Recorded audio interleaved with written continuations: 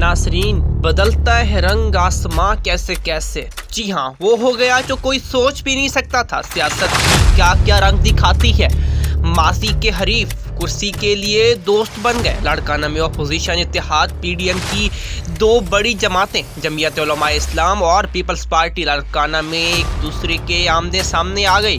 JUI ने हुकूमती जमात PTI से मिलकर लाड़काना में पीपल्स पार्टी के खिलाफ नया अवामी इत्तेहाद तश्कील दे दिया। दोनों पार्टियों के रहनुमाओं ने पीपल्स पार्टी मुखालिफ इत्तेहाद का दायरा कार डिवीजन की सतह पर फैलाने पर इत्तेफाक किया है।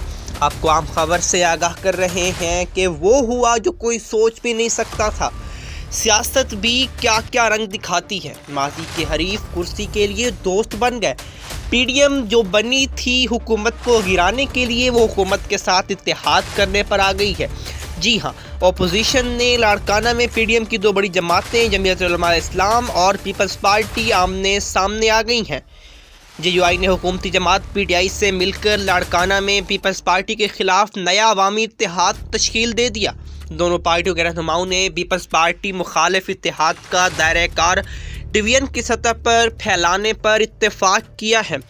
जी हाँ नाजरीन, कल तक जो जमातें एक दूसरे के लिए दस्तों की रेबा हो रही थी, मौलाना फजल रहमान जिनके लिए तहरीक चला रहे थे, आज वही जमातें एक साथ हो गई हैं। बड़ी खबर है जिससे आपको आगाह कर रहे हैं।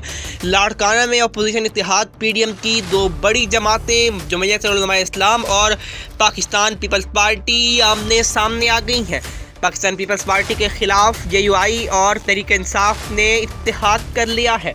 कुर्सी की खातिर ये सब कुछ हो चुका है। जो कल के हरीफ थे वो आज कुर्सी के लिए दोस्त बन गए हैं।